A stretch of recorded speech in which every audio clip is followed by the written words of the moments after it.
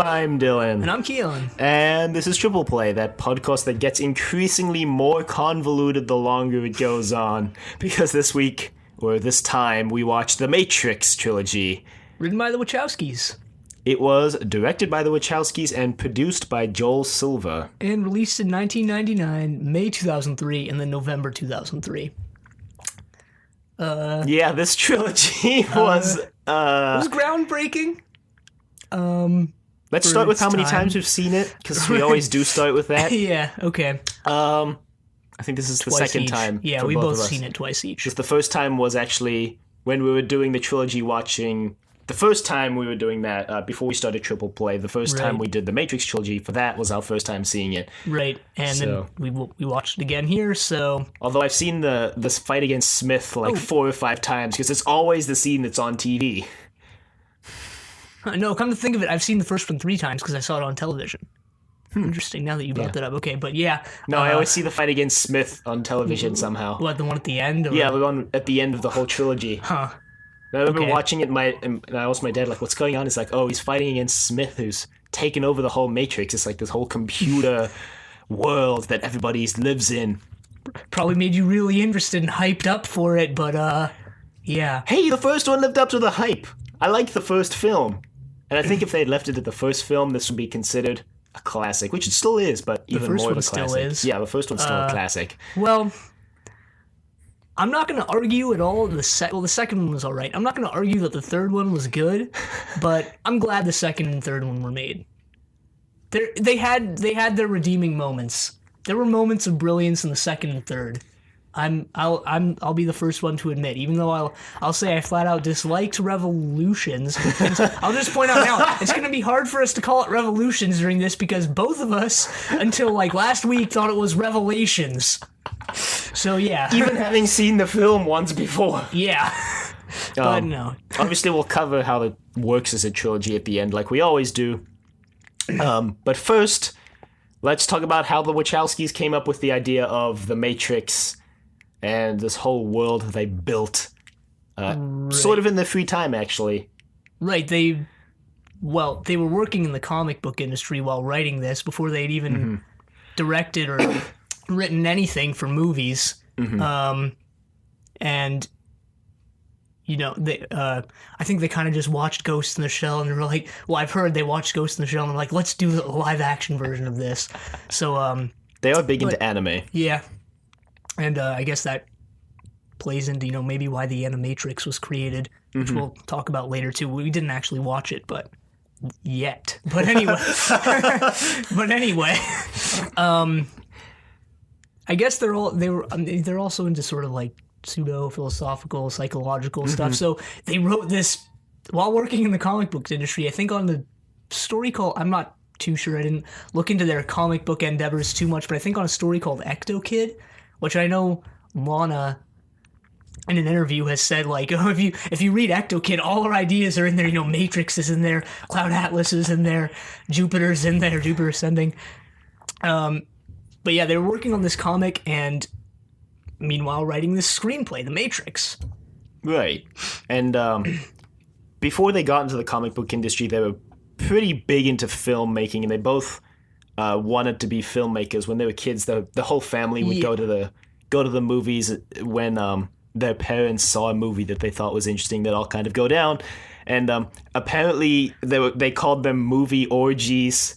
And the Wachowskis didn't know what the word orgy meant, but they knew that they were fun. So. Great.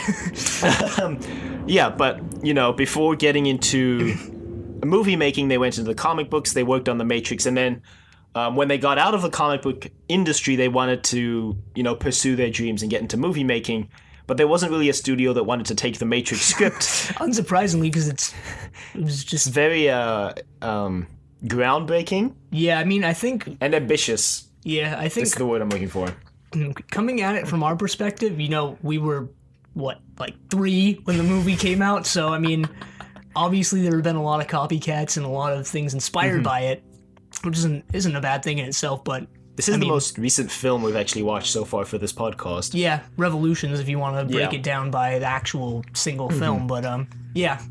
So maybe we don't get how influential this was as fully as maybe as if we had seen it back then. But Right, but obviously none of the studios wanted to take The Matrix, but they were interested in the Wachowskis as directors, so they did this. Well, they did a film before they actually did Bound. They wrote a film, and apparently they tried to get their names taken off of it. Assassin, wasn't it? Right? Assassins. They tried to get their names taken off of it before it went out because apparently the studio did a whole bunch of rewrites before filming that kind of took out a lot of the Wachowski flair, I guess. So, and then they directed Bound, and Bound ended up being a pretty good success. Yeah, a hit, I guess you'd say. For the time.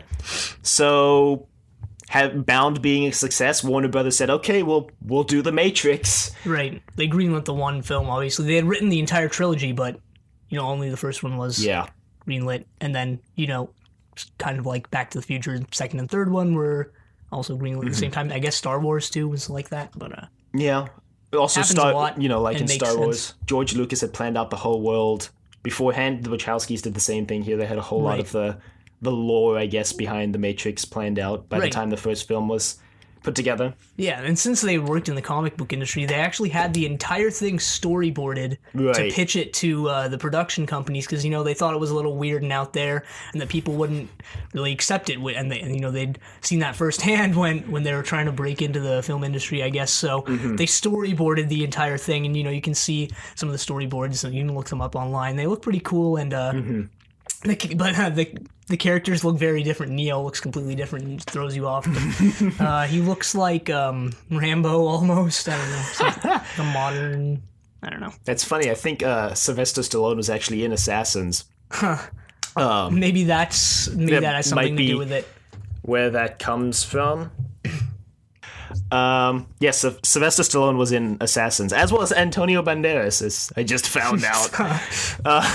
Yeah, and I don't know too much about Assassins or Bound, to be honest. I guess they're not really remembered so much in 2015 as The Matrix was. Yeah, and they're not remembered as much as the Wachowskis' recent box office failures.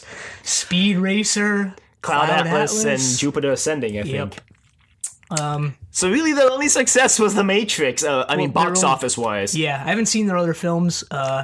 Critics enjoyed Cloud Atlas, I heard, but I think it still kind of bombed at the box office in Hollywood terms. Yeah, and Speed Racer was pretty poorly received. It was praised for its visual effects. Yeah, I know there's a lot of. I guess it's semi cult classic. It only came out 7 years ago, but 2008. But there are some people out there, I guess, or there's a whole community out there who's like, Speed Racer is the best film of all time. But anyway, this is about The Matrix, so... We can talk about the other things at the end when we usually go off into tangents about things related to the trilogy. Right, so Warner Brothers puts together The Matrix, and, they hire the Wachowskis, and... Well, oddly enough, the Wachowskis had a no interviews clause in the contract for The Matrix. There are very few interviews from the time that The Matrix is made, and there's still a very few amount of Wachowski interviews because, like Kiyan said earlier, they're known for being kind of reclusive. Right. That actually plays into, they don't really... We'll get into a lot more of this stuff later, too. They don't really do commentary on their movies. Because they don't like marring people's opinions of their movies with their own. I guess they don't... I was saying before too, I'm kind of retreading similar water. They don't like retreading similar water, but anyway, they don't really appear too much. I guess now they do interviews and stuff, but not very much. And there's footage of them on the set of The Matrix and stuff, but it's interesting to have a kind of co-directing pair rather than just a singular director. Right, and I don't remember who it was who said this, but. It must have been one of the actors. I don't even remember now, unfortunately. But someone working on the set of The Matrix said, it's interesting with the Wachowskis because usually the director has sort of this inner dialogue with themselves. They're working out the problem in their head, or it might be it's working out by themselves. With Wachowskis, you see everyone around them sees that dialogue between them as they work out the problems, and I guess it's beneficial. Right now, I think another actor said, I think this was for Speed Racer, might have been Cloud Atlas. It's probably Cloud Atlas actually. That Lana can go speak with one group and Andy can go speak with the other one without them saying a word to each other, and they can come back and the scene will come together perfectly without them talking to each other because they're so in sync with each other and they know what they want out of the film. That's very interesting. So, which leads us, I guess, into how they cast the film. They were pretty quiet about casting the film too, because they didn't do any interviews. It was a very low key film when it was being made. Yeah, I suppose. And but a lot of they specifically wanted like pretty big stars because they had that. I guess I don't know too much about it, so I don't think I can really go into too much detail. But they were doing a Hong Kong sort of style, kung fu and the action scenes, in like a more Asian style, I guess. So. They wanted like all these big Hollywood stars to be doing those things, and there was no movie that had really done that before, so that was that was one of the main things they wanted to do here. So there were a lot of pretty big stars who auditioned or were considered for the roles of the main characters. Right, and I think the Wachowskis turned down quite a few of them because they specifically wanted actors who either could do the martial arts already or who were willing to put in the time and effort to learn it so that it would be pretty much flawless on screen. Right, and Keanu was willing to do so. Unlike other actors, Keanu Reeves, he was down to train for 4 months, and watching interviews with Keanu and all the other cast members, it seemed like he was really dedicated to the role. He's a pretty down to earth guy, to be honest. Actually, yeah. After watching all the interviews I watched with him, he said he seems like a really cool guy. Yeah, he's one of those actors who's like just hasn't really been affected by his fame. I guess he's just kind of a cool guy. Some of the people who turned down the role of Neo with recognizable names, Will Smith turned down the role of Neo, and then would go on to make the really terrible film Wild Wild West. Nicolas Cage also turned down the role of Neo. Yep. Morpheus, who was eventually played by Lawrence Fishburne, was turned down by Samuel L. Jackson and Sean Connery. I don't know who Trinity was. She's not really a big name actor. Carrie Ann Moss played Trinity.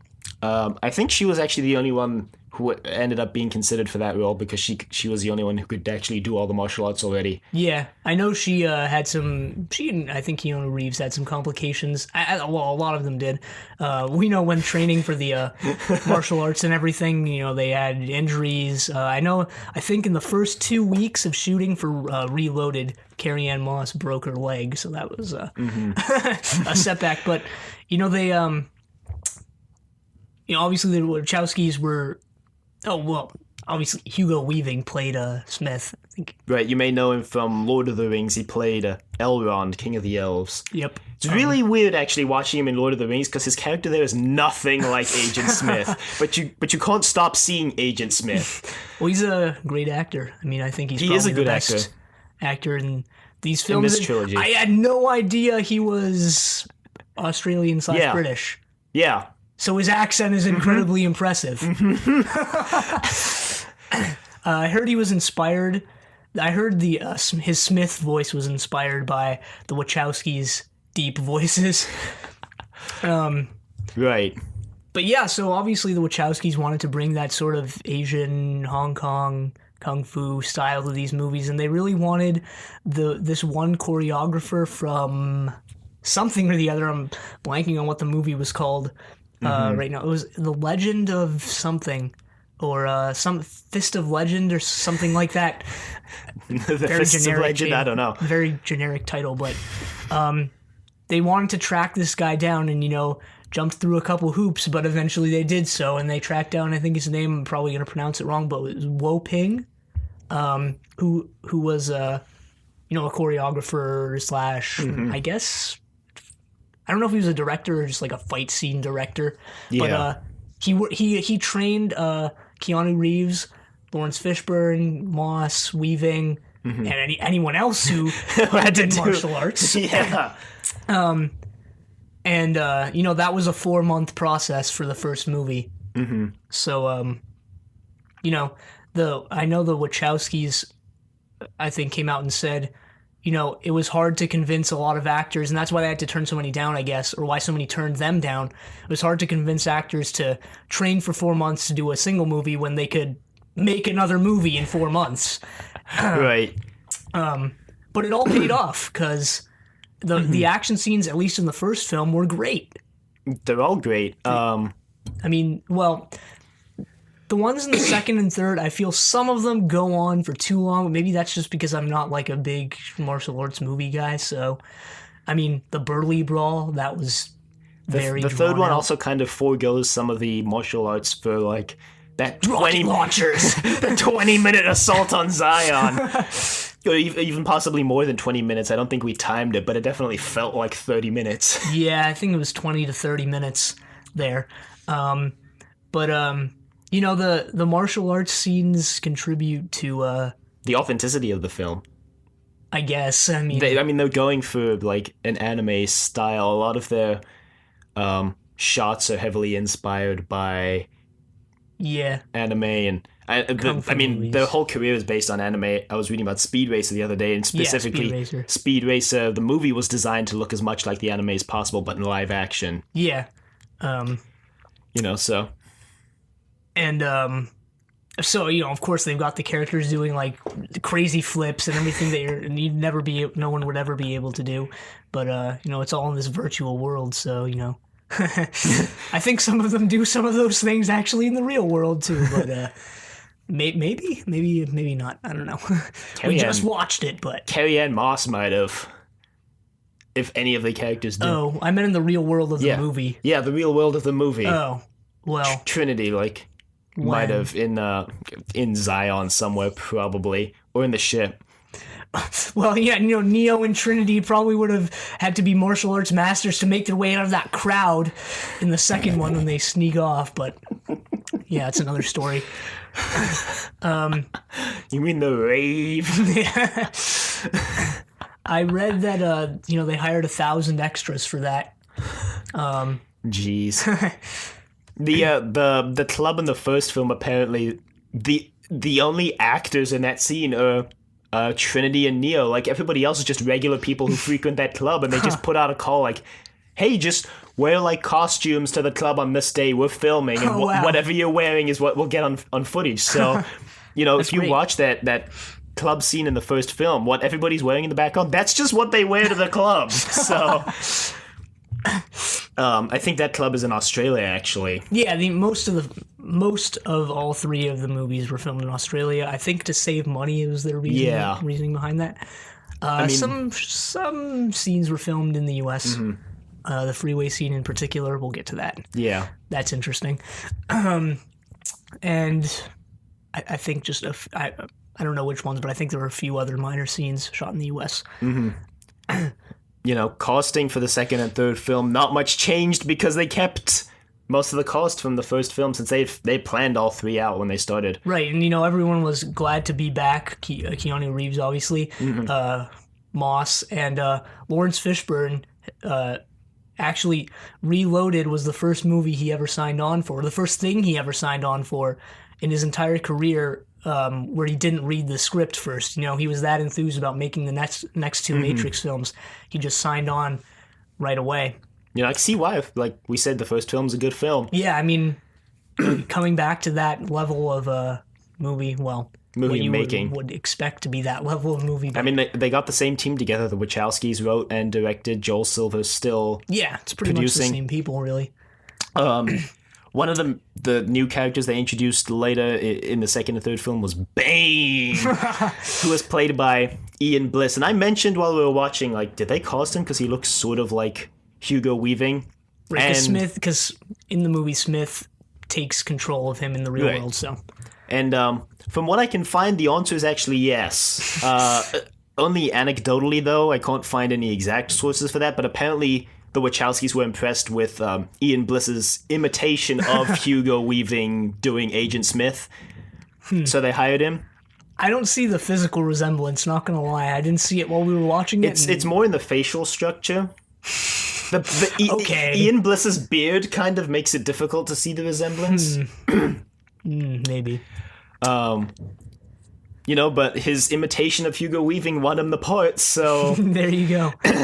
And then later on, he's playing Agent Smith, pretending to be Bane, getting really complicated with his role there. And other roles. There was that, I'm totally blanking what her name was. The Oracle? The Oracle got recast in the third film. Because the original actor died of diabetes. Yeah, complications due to diabetes between the second and third films filming. So they introduced that really convoluted plotline about the Oracle dying and being resurrected or something that happened off screen. Right. I guess they didn't want to retcon it, and I can't blame them. Yeah. That might have been a bit of a... I can understand, if you're, as a writer, not wanting to retcon it, so... Mm-hmm. And when the third one's already complicated enough, why not just throw it all on there? Other than that, they obviously a lot of people wanted to be on the Matrix on the second and third one after the first one. I know the actress who played Niobe, I don't know her name, but she was 9 months pregnant when they asked her to be on Reloaded, and she was like, well, I'm 9 months pregnant, and I'm going to have to be doing all this kung fu and stuff like that, but yes. But yes, I'm in. There was one more that I wanted to mention that I'm blanking on. Was it Seraph? The Keymaker, the two twins, Merovingian. No, none of those. It was the woman in red dress. Because she had a really big role in the films. No, it was. It was what's it? Cypher, right? No, but if you have something to say about Cypher, you can while I keep thinking. I don't. It was the military leader of Zion. Oh. Yeah, I don't remember his name. Captain Roland? I'm just looking at a list of people who are in... Captain... One of the captains in the third film. The main one. Yeah. No, it wasn't Nathaniel Lee's, was it? He was the one who died on the battlefield. It was the other guy, right? The guy who I recognized. Yeah, the guy who looked familiar. Commander Locke, for the second and third films, is played by Harry J. Lennox. And the only thing I want to mention was that he's still doing acting, and he's on the blacklist right now as FBI Director Harold Cooper. So if you watch the blacklist at home, you may not know that man was actually in The Matrix. Reloaded and Revolutions, but yeah, the trilogy. Yep. So there you go, your little tidbit of information. Yeah, that's So that's costing. / martial arts, I guess. I know on the second... Did I mention on the second and third ones they trained for 8 months instead of 4? I don't think you did. Well, they did. I mean, it was 4 years between the first and second film, and then 8 months between the second and third. Yeah. Being released. Yeah, when they were filming... They filmed the second and third at the same time, and they also recorded dialogue for the Matrix video game, which was... Yeah, Enter the Matrix. Yeah. There's also the Matrix Online, so I don't know if that has anything to do with it, but yeah. We'll talk about that later briefly. But right. Visual effects wise, this apparently was pretty groundbreaking. And it looks pretty groundbreaking. Yeah, it still looks good today. I'd say all 3 of these look like something that would be made today. Yeah. They don't look like they've aged at all. There's only one instance I can think of in the entire trilogy that looks like it could have been done better today, and that's when Neo sticks his hand in the glass. The beginning of the first one, they probably could have done something more with that today, or made it look cooler or something. But yeah, that might be because a lot of the scenes where they didn't want to render a lot of visual effects, they kind of just cut away to computer binary vision. There's just a bunch of green ones and zeros outlining everything they want you to see. Right, which is kind of impressive in itself, I guess. We didn't mention the green text was also inspired by Ghost in the Shell, I believe, and I didn't know, but if you look closely, there's Japanese characters in there, so which interesting. as sort of an homage to where it comes from. Right. I don't think that's something you'd be able to tell unless you spoke Japanese, but Right. One of the interesting things is that every scene that's in the Matrix has kind of a green filter applied to it. right, and that was obviously intentional. Right. And, everything outside of the Matrix is kind of blue tinted. Apparently, that's because green is more of an oppressive color than blue is. Huh. It's interesting. But I didn't really notice the blue tint outside the Matrix. I mean, obviously I noticed the darker imagery, I guess, but Now, the green tint is really obvious. yeah, the green tint is completely obvious, especially with all that green rain in the final battle. Keanu Reeves' stubble looks like a green beard in some of the scenes. Right, and some of the most impressive visual effects, weren't even CGI at all. Before we talk about the freeway scene, one of the most impressive ones besides that is the assault on the tower in the lobby where there's all those explosions. And Right. that was all actual practical effects. All those explosions happened. All of those, the bullet impacts on the columns were real. Yeah. No sucker for computer generated imagery here. It's all practical. Right, and a lot of those scenes, a lot of the visual, I guess. Well, I'll just say when you're watching these, you're very drawn to it visually, and I think maybe a lot of that comes from. I don't really understand this, but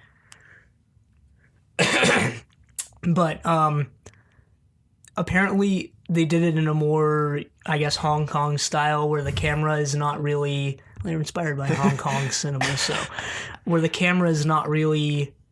I think the term they used was tied to any specific thing. Where I guess in maybe American / Western media it is. I don't know too much about cinematography, so I don't really understand what that means.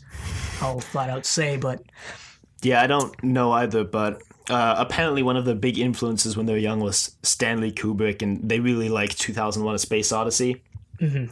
And one of those quotes, I think Kubrick said it, but I could be wrong. Every frame of a movie has to be able to be printed out and hung on your wall. Yeah. And that's one of the big things they're going for in this film, clearly. Yeah, definitely. And I think at the end I want to talk more about the Wachowskis as in relation to that, but well, I guess we should talk about the freeway scene since that's one of the big VFX. Yeah, then we can talk about bullet time. Yeah. Which was the big one. VFX. So the freeway scene from, I believe, Matrix 2, Reloaded. There's a scene. They do kind of blend into each. Sorry to interrupt, but they do kind of blend into each other since they were written as one thing to be split up. Right. But anyway, the brief overview of the scene is Trinity is trying to make away with the Keymaker from the Merovingian and his two ghost twins. Those ghost twins are really cool. And they're being chased down a freeway, and agents are showing up every so often in the cars, also chasing them. And Morpheus is there, and Niobe shows up at the end to rescue them. But the big thing is that freeway looks like it goes on forever, and it actually doesn't. It's a 1 mile freeway. Really? It doesn't go on forever? I thought it did. It's a freeway that they actually built on a runway in North California, I believe, that they rented for this task. They just built a 1 mile long freeway. Straight up built a freeway. Right, they had a huge budget, so. They put up walls, they built these overpasses. I believe they used some wood, whereas when actually building a freeway, they'd use cement. Right. In those places, just to save on money, and they're gonna tear it down anyway, so. One of the signs on the freeway they built, and it has kind of a reference to some of the production team. And another one of the signs is an actual freeway sign that they bought to use on this. But one of the side effects of that is every time they come under the underpass, the same sign appears. So if you look real closely, you can notice. If you look real closely, you can notice every so often the same sign shows up. Yeah. They the city they're in apparently is called Mega City or something like that, which is just supposed to be some sort of generic amalgamation of the world cities. So it has just generic signs and stuff. But yeah, it's interesting. And The chase scene, I'll say, just not from my making of point of view, but just as my enjoyment of it was not non-existent. Non-existent? I didn't enjoy it very much because it came right off the heels of that other really long action sequence, and it just felt like one long, terrible piece of martial arts nonsense with no break and no plot. The plot is you gotta keep Keymaker away from the Merovingian. No advancement of the plot other than that taking place in over like the course of 25 minutes. But hey, I guess the plot of the first and second one is actually not that complex. And I mean, until they get to the end of the second one, where it just dives off the deep end. But You mean when the architect shows up? yeah. Watching it again, I'll say that the plot twist wasn't as confusing as it was the first time, but into the third one, it just got... If you can even call it a twist. I say it's a twist. I say it's the biggest plot twist of the entire thing. They think they're going to the core of the Matrix to put a stop to everything. But no, apparently that's what was... They wanted. Yeah, that's what they wanted all along. And it's not $21.99, it's like friggin' $5,000, so... Or something like that. I don't think it's ever stated when it actually is. No. But doesn't really matter. No. It's irrelevant because the machines own the Earth and they don't care. And because the real world is actually just another Matrix, but no, I'm just kidding. We can talk about that at the end too. That theory. But what were we talking about? Bullet time! Right! Created by John Gata. Apparently inspired by cinematographic technique developed like in the early 1900s, or like loosely inspired by something like that, where they would... I don't know how to explain. I think you know it better than I do. Or you know how it works better than I do, so go ahead and explain. Well, what that. it was based on was like they would take a whole bunch of pictures and then you would assemble it into a crude animation. You would see one of the first uses was like on a horse racetrack. So you would take a whole bunch of pictures of the horse as it's running, and then you could assemble it into a loose animation of the horse running. Yeah, it's like drawing a little animation on the corner of a book and flipping through it. Right. So how bullet time worked for the Matrix is, anytime you have a scene where it's basically ultra super slow-mo. Or 300 frames per second. They actually were. They were 300 frames per second. Which is crazy. Or if you've got someone freezes in the air and the camera looks like it pans around the person. Yeah. Which wouldn't be practical to film with a regular film camera. Because getting them to freeze in the air would be next to, if not impossible. Right, and because the bullet also moves in regular non-slow motion. So what you do for bullet time is you basically set up a whole bunch of still cameras. Well, first you have to basically plot out how you want your camera pan to go. And then and the Wachowski storyboarded everything, so So yeah, convenience. And then what you got to do is when you set up your green screen. They used a lot of green screen for this movie. And a lot of green. Wow. You basically in your green screen wall you implant a whole bunch of still cameras along the path, and where you want the camera to move quicker, you have the still cameras closer together. And where you want it to move slower, you have them close together. And when you want it to move quicker, you have them further apart. And then what you do is, you shoot the scene with your regular video camera, and at a certain moment where you want the pan to happen, you basically have all the cameras take a picture at the same time. So they basically got a picture of the scene from hundreds of different angles. And what you do is then you play through all of those pictures in sequence to get the panning around effect. Right. One of the difficulties they encountered was the fact that most cameras they used were different and used different film grain, had different saturation. So they had basically assembling the bullet time scenes was, you film the scene with the cameras all set up, you take all of the shots, at the right moment, and then you go into the editing studio and you put each shot in, you have to put film grain effects on it and saturation effects on it to make it look like the film camera that you're using to film the rest of the movie. You have to do that for every frame of the bullet time effect. to get it to look good. Right, and obviously this movie was super high budget, so they had, I guess, the resources to do that with also 300 frame per second footage. So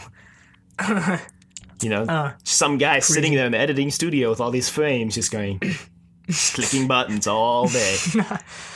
But it looks impressive. Yeah, paid off definitely, and inspired a lot. Warner Brothers actually trademarked the term bullet time during the making of this films. These films. They created it, so yeah. I think that's the most. I think that effect has the most legacy of any introduced in these films. And in the description, I'll put a link to some pictures of behind the scenes of the shots being taken with all the cameras lined up in the green screen. You can see exactly what I'm talking about. Yeah, I watched some stuff about it too. It's over my head. I don't. It's a pretty impressive technique. It's almost like making a stop motion video. If you've ever done that, all at the same time. But you have all the cameras take the picture at the same time. It's confusing, to me at least. Another computer-generated scene-ish, the girl in the red dress scene in the first Matrix.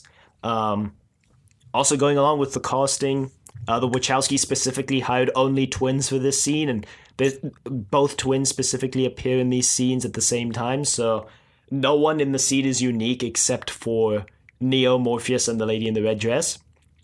Where the CGI comes in is, one, they did duplicate some of the people because they needed more people.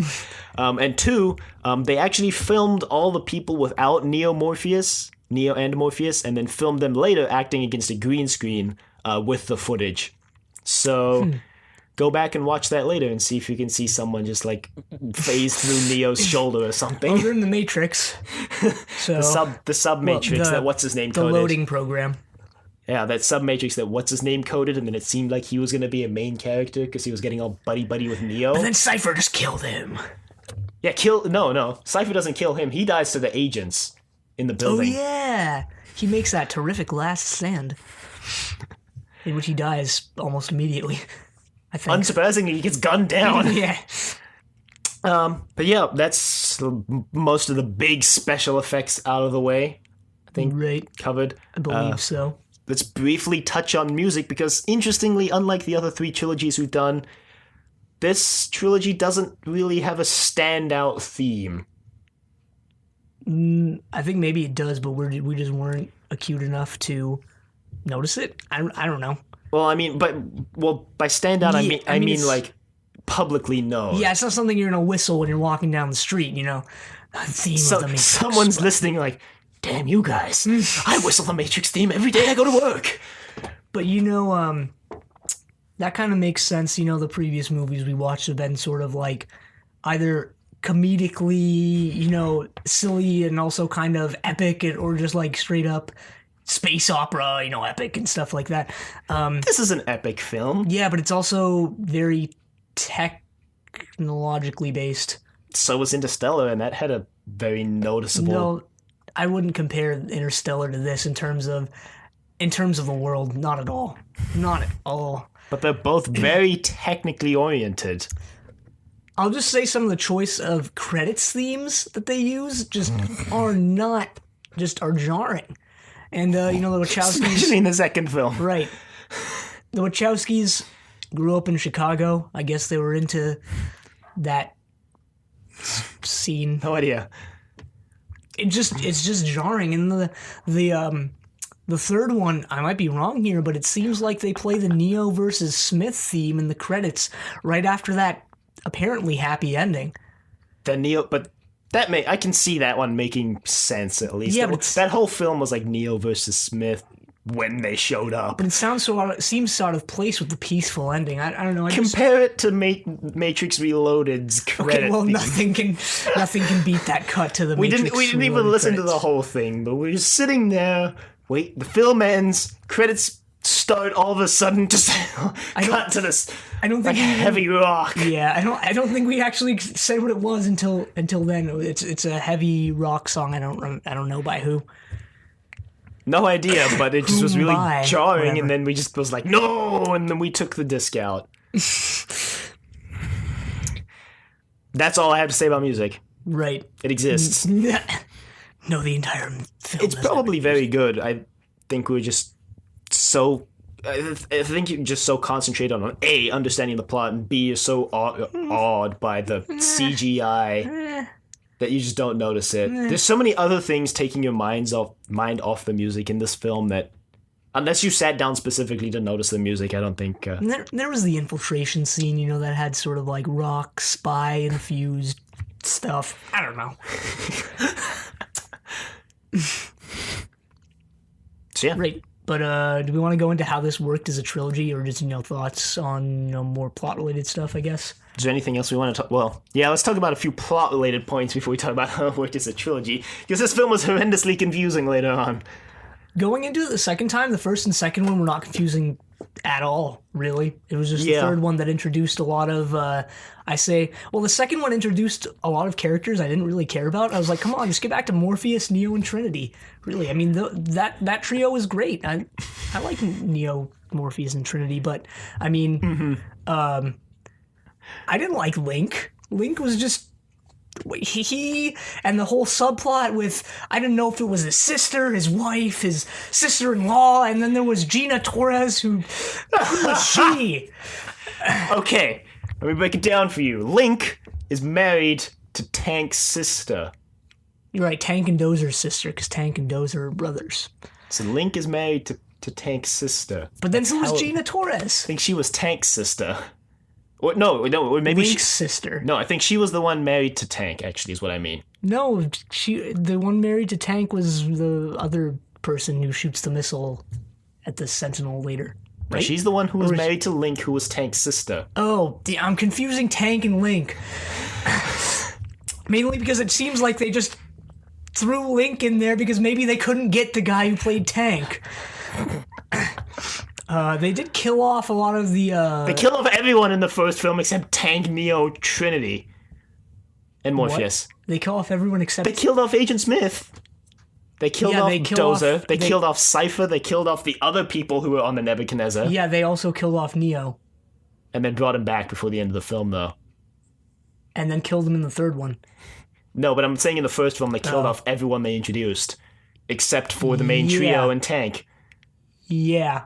And Smith. No, they killed Smith in the first film. Remember, Neo flew into him and exploded him. They didn't resurrect until the second film. He was back. He came back in the second. Yeah, in the second film. Yeah, but that's not like right when he doesn't come back in the second film. He comes back in like the interim. That still doesn't count as the first film. Yeah, well, it was like maybe the tail end. You don't know when the timeline. I don't know the timeline. Anyway, I didn't really care about that subplot. I didn't really care about a lot of the characters in Zion.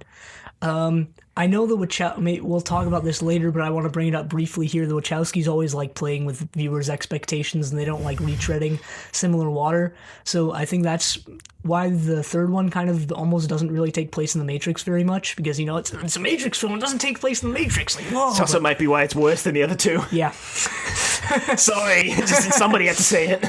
Yeah, it's true. Yeah, there's a lot of subplots. I mean, a lot of the characters they introduced in the second film don't care about, including like Niobe. It's just like, why are you here? You're only here to pilot the ship in the third film. Even they didn't really expand on the love interest subplot. You know, Niobe, Morpheus, and what's his face? And Locke. So Locke, right? You got Link and Locke. Yeah, and there's Cypher and Seraph. Anyway, yeah. Conveniently, they're in different films, though. Yeah. Locke and Link are in the same two. Yeah, well, I didn't even know Locke's name until, like, right now, so whatever. Yeah, Zion as a city, not very interesting. I know they put a lot of effort into it, but I found myself not exactly caring. We mostly see that outer bulkhead at the end, you know, in that battle scene. It's really all we see of it. We see some caverns and some facilities here and there. And the wave. That was in a cavern, so. And then Neo and Trinity's room in that poorly implemented sex scene. You mean the sex scene in a film rated R that doesn't show any of the actual sex? Yeah, I thought it was funny though. I laughed while we were watching that, but Because you laughed because it's intercut with scenes of the rave, and you don't know what to focus on. Like, what am I watching? right. But I think we can go into more of the confusion that started to occur in the third one. Right, so the plot until the third one is Neo's the one, and Zion believes that he's there to save Zion. Pretty simple. Yeah. Also, I just want to add that all of Neo's successes throughout all three films can basically be attributed to him being able to break all the rules, which may have been foreshadowed in the first movie when his boss at the beginning says, I think that was foreshadowed. "Yeah, you think the rules don't apply to you, Mr. Anderson?" Well, he doesn't say it questioningly. He's like, "You think the rules don't apply to you, Mr. Anderson?" Well, that's not true. Well, it actually is true. Based on everything that happens in the first, second, and third movies. I mean, the rules don't apply to Agent Smith either, but anyway, yeah, pretty simple. Neo's there to save the Matrix, but then Agent Smith shows up and it's like, somehow you've imprinted on me or something. We're interconnected now, Mr. Anderson. And then it's like, what is going on? He does say humans are a virus in the first one, and then, proceeds to become a virus himself. Which we'll talk about all the thematic follow-ups in the second and third one later, because thematically, I think the second and third one follow up on the first one spectacular. Look, we're on the confusing bits first, and not the bits that actually sort of make sense. And then the architect shows up and he's like, Neo, you were never meant to save Zion. Either you're going to walk through that door and Zion's going to be destroyed and you're going to choose six people of each gender? No, it was something stupid. It was like 24 males, 24 people, 13 males and 11 females or something weird like that. To rebuild Zion, and the Matrix will integrate you as part of the code because, as it turns out, I think it was like 50 to 100 years, I think. I don't know. Every certain amount of years, an anomaly appears in the Matrix because of the way they designed the Matrix, because the first Matrix was a total utopia. Well, it was a total utopia, and it totally failed because no one accepted it. The second Matrix was a total dystopia, also totally failed because no one bought it. So they made the Oracle to study human psychology. So the Oracle suggested building one based on the height of human civilization, which is apparently 1999. 1999. We haven't come anywhere since then, no. And in doing so, they created an anomaly which manifests itself in the form of the One, who has to reintegrate with the source code at the end and end the cycle and basically reboot the Matrix. At the same time, reboot Zion. Yeah, and reboot Zion. But that's not explained as well as I've just done it in the film, because in the film, it's like, what is going on? I'll say the second time, I got it. The first time, I didn't. You've got to watch it more than once to get it. Yeah. Or just look it up online. Or yeah. just listen to what Dylan just said. Or listen to this podcast.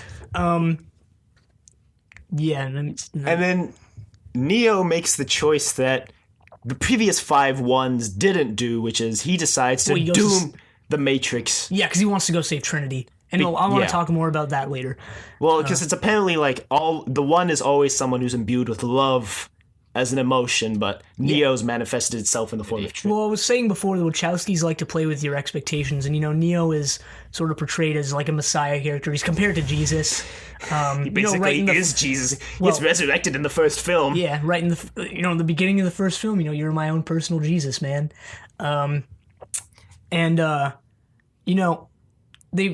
like to play with their expectations, so they say like, okay, the typical or stereotypical Messiah, has all this, he has this great love for humanity or whatever, but then Neo, he just loves Trinity, so he's like, yeah, I'll just go save Trinity.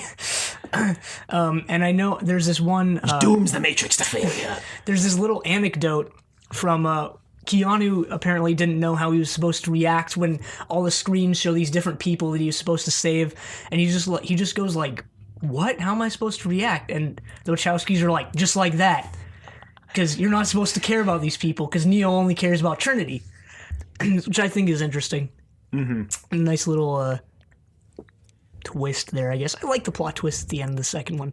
I like plot twists that render everything the main characters have done useless, as long as it doesn't just flat out, like, end soon after. Negate the plot. But, I mean, Neo chooses to doom the Matrix to failure, apparently, and go to save Trinity, and then the whole third film is them trying to not have the robots destroy Zion and not doom the Matrix to failure. Right, he tries to bargain with the machines. I think one of the main confusing points as well is that, the architect's like, Zion's going to be destroyed no matter what, and the Matrix will only be destroyed if you don't choose to repopulate Zion. Which, it's like, why would you destroy Zion if the Matrix is going to falter? Like, wouldn't you want the Matrix to falter and then you could just harvest humans from Zion to rebuild a new Matrix? Well, it dooms humanity, so... I guess it's supposed to doom humanity in the most convoluted way possible. My points of contention on the second time around were a lot of the confusing pseudo-philosophical, psychological dialogue, with the Oracle and Smith and the family at the train station and stuff like that. The family at the train station. And the Wachowskis were really into like stuff like that. They had the cast read. Also, just going on a complete tangent here, but part of the reason why they chose Keanu was because he was super interested in stuff like that and wanted to put in the effort to understand it. Meanwhile, other actors were like, "What the heck is this?" Anyway, they had the actors read this book called Simulacra and Simulations. Yeah, and actually, a copy of that appears in the movie. Yeah, it's the book Neo hides all his illegal floppy programs disks in. I don't know if they were floppy disks. They weren't floppy disks. They were like mini DVDs or something. His illegal programs, I guess. Yeah. So anyway, now, so if it wasn't confusing enough already, the third film, well, at the end of the second film, they're about to be destroyed by Sentinels, when all of a sudden Neo just puts his hand up and destroys them and then goes into a coma, and you're like, what? Well, they write that off by saying, oh, maybe the one, sometimes develops powers outside of the Matrix. Or the Matrix and the Matrix theory, which we'll talk about. Yeah. And then it turns out Neo's consciousness is in this train station that kind of serves as an intermediary between the human world and the Matrix world. I thought it was an intermediary between like the Matrix and the robot computer programs. It's an intermediary between the Matrix and something else. But there's a family there that want their daughter, I guess, to get into the Matrix because she's a program that was created without any purpose. Wasn't she the Sunrise program or something like that? And that's why she was a program without a purpose, which is why she wasn't let into the Matrix, which is why they had to smuggle her in through the Train Man, who was a program created by the Merovingian to smuggle in programs. Yeah, really confusing, but they don't explain it that well in the film either. They just kind of leave it up to, look it up online. But not only that, apparently the Merovingian killed the Oracle in there somewhere, and the Oracle came back because she's a program who's a part of the Matrix's creation. I guess she can't actually be destroyed, but she got a different face. Which, like we said before, is actually due to the actor's death. Unfortunately, I like the second Oracle better. Even though we liked the second one better, I think it would have been a better film if the first one had remained through all three. Yeah, of course, so they wouldn't have to, retcon it. Shoehorn in another plot point. I could have sworn the little girl was supposed to be the Sunrise program or something like that, and that's why they see the sunrise at the end or something. No, that's just her exercising her powers. She definitely didn't have a purpose, which is why she couldn't get into the Matrix in the first place. Well, whatever. Really confusing. A lot of the cryptic dialogue too, but I guess it's open to interpretation. And then eventually Smith takes over and the whole plot just settles down and becomes a lot easier to understand when everyone's just Smith. Yeah, and when it's Smith versus Neo, that's understandable. Until Smith absorbs Neo and then somehow that destroys Smith. I went and looked that up, and the popular theory is that by absorbing Neo into the Smith collective, the machines could act through Neo and destroy Smith, and also reintegrate Neo's code as the one is supposed to do at the end of every Matrix cycle, which is why the Matrix reboots at the end of the film, beginning the 7th cycle of the Matrix. Well, I guess that makes sense. Maybe. I don't really know. But I also think a lot of the stuff in these films doesn't have to make sense. Like, it doesn't have to make sense in that sort of way. I mean, thematically, it was fitting. It'd be nice for it to make enough sense for me to understand the plot without having to look it up. I don't think the whole thing with Smith absorbs Neo and then dies is that big of a... I think the end is intentionally kind of left open to interpretation. Yeah, and I think the Wachowskis were going for that. And they also don't do... I read they don't do DVD commentary because they don't like marring people's interpretations of their movies. You should listen to this podcast while watching the film instead. Have our interpretations mar your interpretations. That'd be really weird. Yeah, so that's the attempt at explaining the plot of the second and third one. I think, I guess we can talk about thematically now. The first one is obviously, the ending is supposed to evoke a superhero film. Well, it sets things up that are, well, maybe not plot-wise, but thematically, the second and third ones do, pull through in the end. I think they're decent follow-ups to the first one, and not decent follow-ups, but, they come through with what the first one set up. Yeah. Just in terms of, like, ideas, I guess. And not really plot, but all the free will stuff, the red pill, blue pill, obviously that's the big one. And the choice at the end of the second one is sort of calls that into question. Like, the first one was like, yes, I do have free will. I can choose the red pill or the blue pill. But the second film, Neo is pretty much predisposed to save Trinity. Yeah. So there's really no choice. He has to go back through that door and save Trinity. Because, that's who he is as a person that sort of ties into, like, the free will versus determinism thing here. Yeah, and I think the Oracle as a character is a big, illusion of free will type character. Especially in the in the first one, it's like blatantly obvious. She says, "Sorry, but don't worry about the vase," before Neo knocks it over, and then he knocks it over, and then the Oracle says, "Well, here's what's really gonna fry your brain. Would you have knocked it over if I hadn't said that?" So it's kind of like, I mean, everything the Oracle ever says in the whole movies comes true. So it's like, yeah, and it's really confusing. Does free will exist, or is because at the end of the film when the architect talks to the Oracle and says, you played a dangerous game there, I think it's implied that everybody's just a pawn in the game of the Oracle versus the Architect, where the Oracle's trying to destabilize the Matrix and the Architect is trying to keep it pure and running. Well, I don't think the films ever answer that question. I think they raise it. And I think they don't answer it intentionally. Yeah. Yep. It's up to the viewer to decide whether they believe the things in the film that Neo or Morpheus do are part of free will or not, because, one of the things is Morpheus is so determined Neo is the one because the Oracle told him he would find the one at some point. Maybe Neo's just a schizophrenic, and the drugs he takes at the beginning of the first one cause him to trip out tremendously, and the entire thing is just in his mind. I think that's a theory. The thing about these films is almost any theory you can find a basis for. Almost any theory. That one might fall apart under close scrutiny. No, I think that one holds up. I think that one actually holds up. I think for any film you could say that, though, that X, Y, and Z all happened in a character's head, or it was all a dream. Yeah, but this one has more basis because of the drugs Neo takes. The pill. And the fact that, like, he was looking for Morpheus / wanting to know what the Matrix is, and then all of a sudden he's the chosen one. So, anyway. There's a lot of similarities to Alice in Wonderland throughout this film, too. Yeah. In the beginning, like, follow the white rabbit. Yeah, not very subtle. He follows the lady with the white rabbit tattoo on his shoulder, and then he goes down the rabbit hole. The Matrix is almost like Wonderland in a sense. Except it's a really terrifying version of Wonderland. Where everything is trying to kill you. He goes through the looking glass. He puts his hand in the whoosh, whoosh. In the whoosh, whoosh, in the mirror. That's how I explain it. The whoosh, whoosh. Yeah, very obviously Alice in Wonderland inspired for the first film.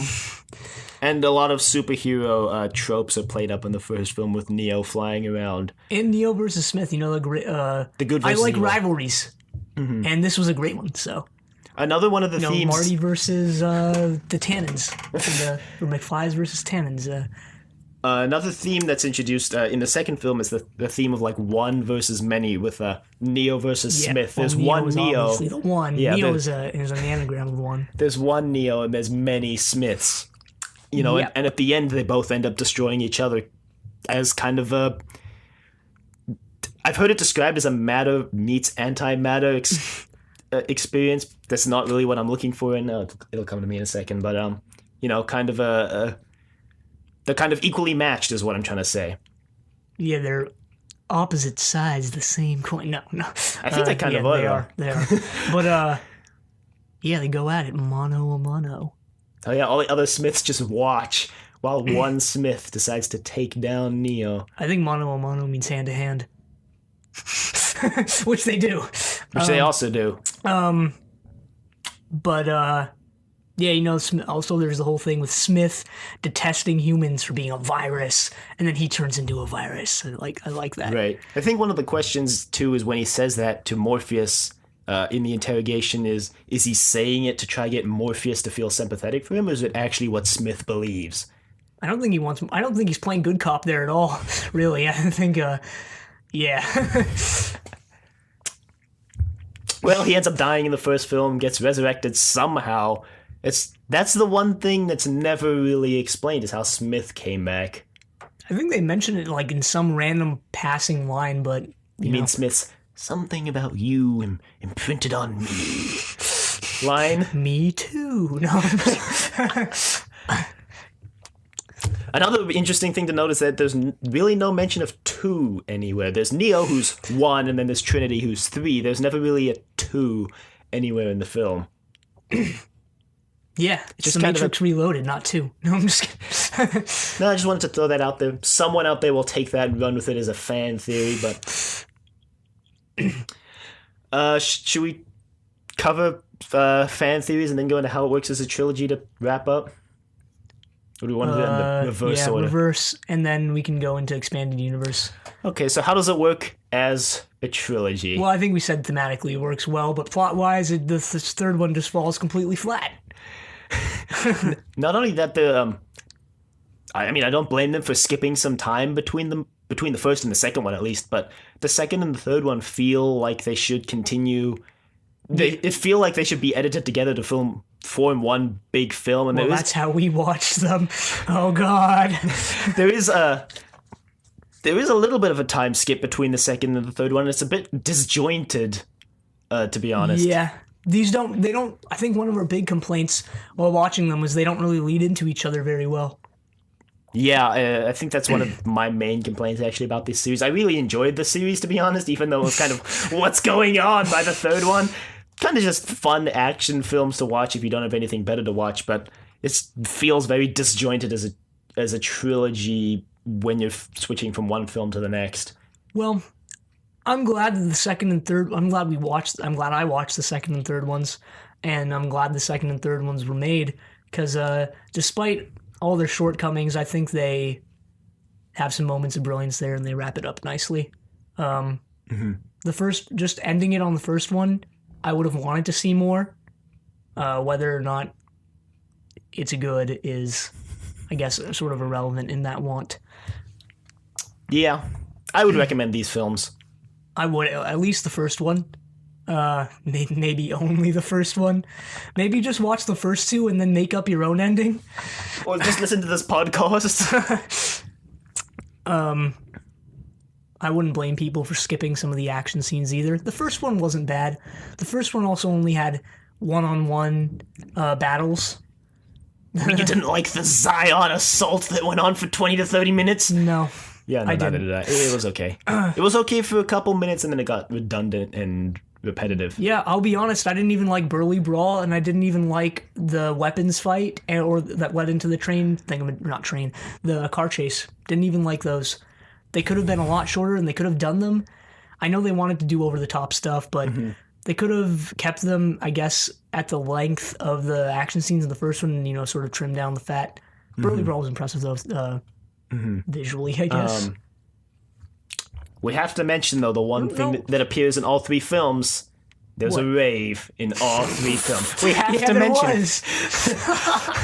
You At know, least there's, like a dance party, yeah, there's the club in the first one. There's the where Neo just sort of hangs off to the side. there's the cavern dance scene In the second one, with half naked ladies in the second one, and half there's naked everyone, really.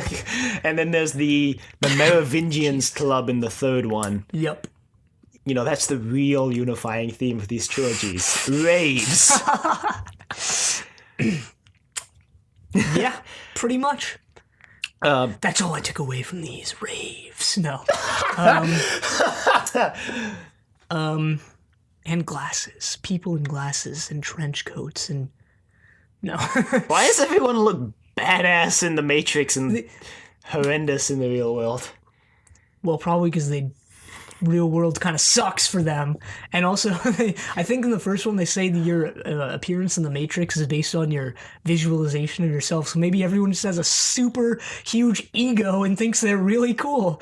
So they come out looking like, you know, agent, spy dudes. Yeah. Is there anything we want to touch on before expanded universe? Yeah, the Wachowskis Yeah, there's some themselves. things we want to talk about for the Wachowskis. You know, after watching these again, I'm super interested. I haven't seen Speed Racer, Cloud Atlas, or Jupiter Ascending, but I'm super interested in seeing those now that I know more about the Wachowskis. Because I think the perspectives they come to these movies with are really interesting, and maybe that's why all of their movies since The Matrix have bombed.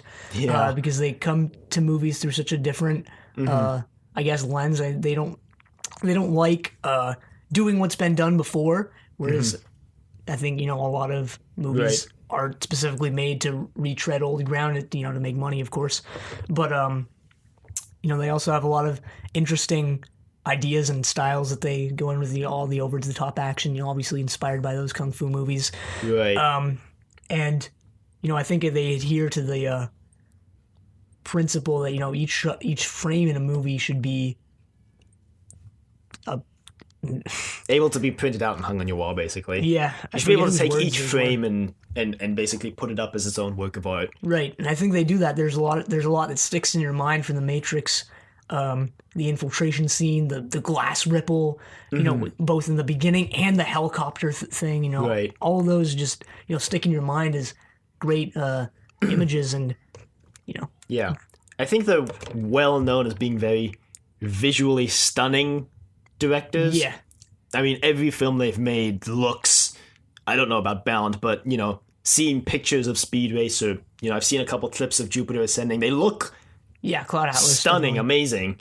Yeah, I think where they always fall short, I'm not saying for certain because I haven't seen any of those films, is probably on plot, and I think, you know, like the third Matrix film is kind of indicative of that. I think maybe they just have too many, or their ideas are too out there. I think For most, including maybe me. I mean, maybe revolutions. they're just ahead of their time. You know, Matrix today feels like something that could be made today. But imagine seeing it in 1999. I guess I can't imagine seeing it in 1999 because I was 3 in 1999. Well, I mean, put it alongside like Jurassic Park 3 would have come out, you know, between the Matrix films. You know, put it guess. alongside that. You know, it looks amazing. Yeah, be honest. I suppose. And you know, I know you're not just talking about visual effects, of course, Right. but you know, yeah, I suppose, and Yeah, I don't know. yeah. I But just think the Wachowskis. I'm trying not to sound so pretentious here because I hate when people say stuff like this, but I guess I'm going to say it anyway. If anyone else said this, I would roll my eyes and put a hand to my head and just vomit, but I'm going to say it anyway. You know, I think they have a good mastery of like color, and you know, they use shadows and stuff like that to paint these really great pictures. Yeah. I mean, if you just look at pictures of Speed Racer, there's colors all over the place, you know? That's the Wachowskis for you. I'm looking forward actually to see what they're going to do next after Jupiter Ascending kind of tanks both critically and financially. I know. I don't think it tanked totally financially, but it didn't make as much as they wanted. Well, I know Lana has come out saying, yeah, we're probably never going to be able to direct a big budget project again because we pretty much failed.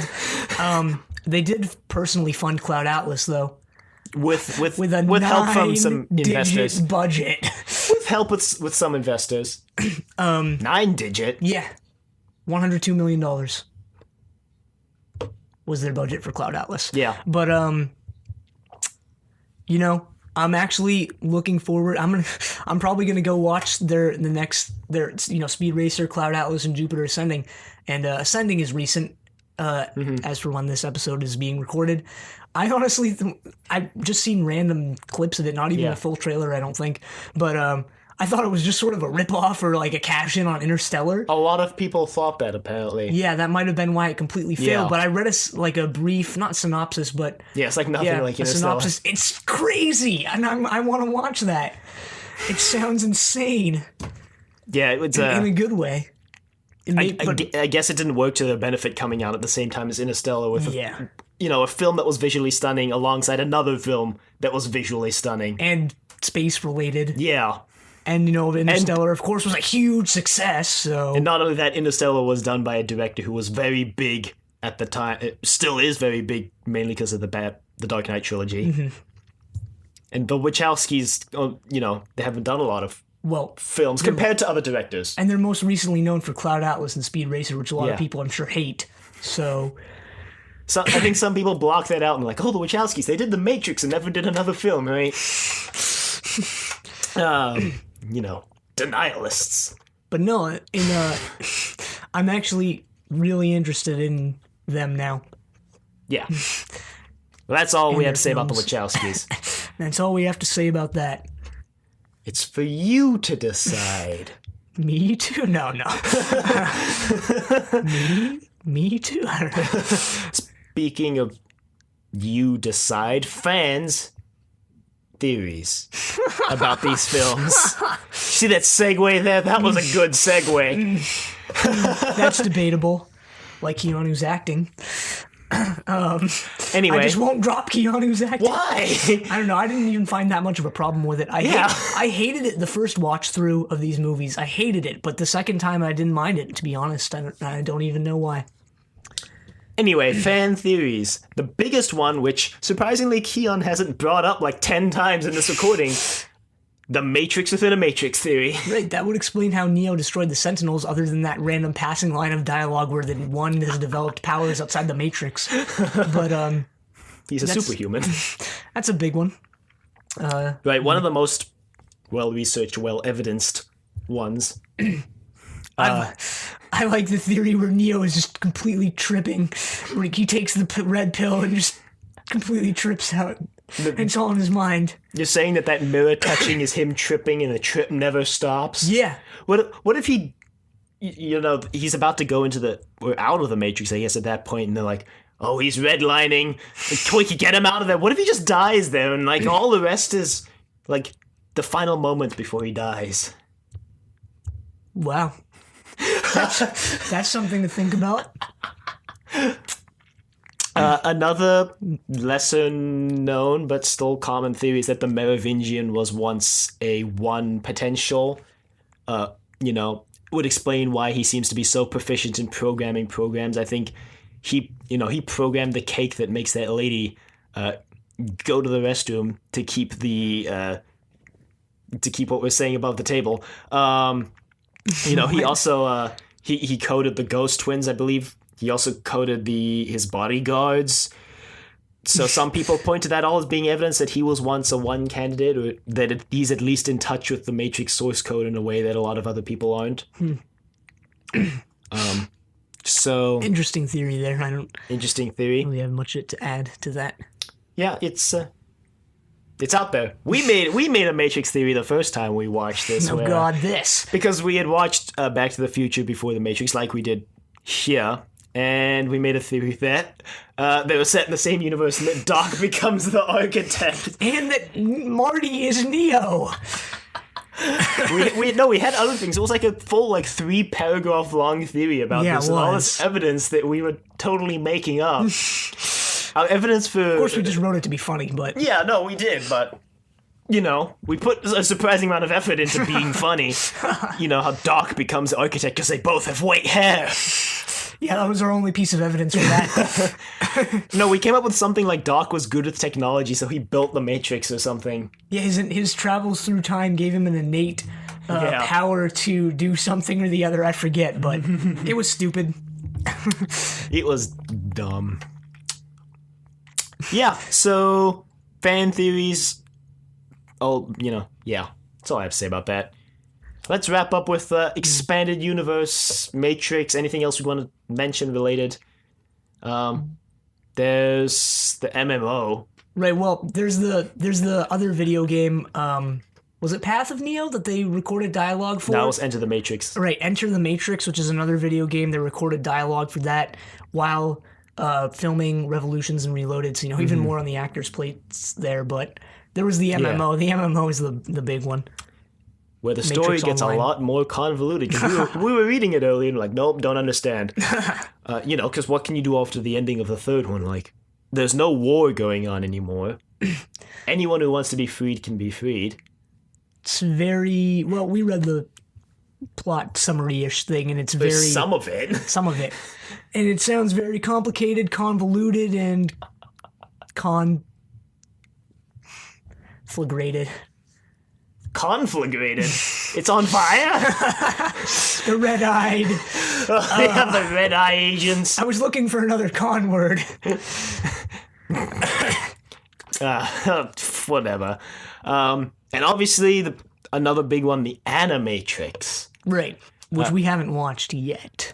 Right, the Wachowskis, like we said earlier, very much inspired by anime, Hong Kong film making, so they kind of got together with some prominent anime makers, creators of the time, and put together, I believe, 9 episodes of the Animatrix, combined runtime of 102 minutes. So about 11 minutes each. Mm-hmm. Some of those serve as prequels to the Matrix Trilogy. Some of them are just other things. Slammed in the middle somewhere. They take place contemporaneously. There's another con word for you. And that's basically all the Matrix has given us. Didn't become as big of a franchise as the previous 3 trilogies we've watched. Yeah, of course. Maybe because it's a bit darker. Also, it was rated R, which we only realized/found out when we were watching them. Yeah, and I'm not exactly even sure why. Probably violence. Yeah. So, there you go. Expanded universe. Now I'm just going to put this plug in for Keanu Reeves, because I know you love his acting. John Wick. It came out in 2014. Probably one of the best performances Keanu Reeves has ever given. And it's an amazing film, and I actually highly recommend it. Especially for fans of The Matrix, because it has the strand of action fighting through it, but it doesn't run on forever with action scenes like Reloaded and Revolutions. So, alrighty then. So check that out. You won't be disappointed, I can promise you that. Okay. Alrighty. There you go. So you can email us at thedoctor@decorativevegetable.com. Questions, comments, concerns, angry rants, love letters, suggestions for future trilogies. This is about the end of some of the early plannings that we did. Very soon we'll be planning out multiple episodes in advance, so if you have any suggestions, get them in now. Yes. We have a few planned. We have a couple planned.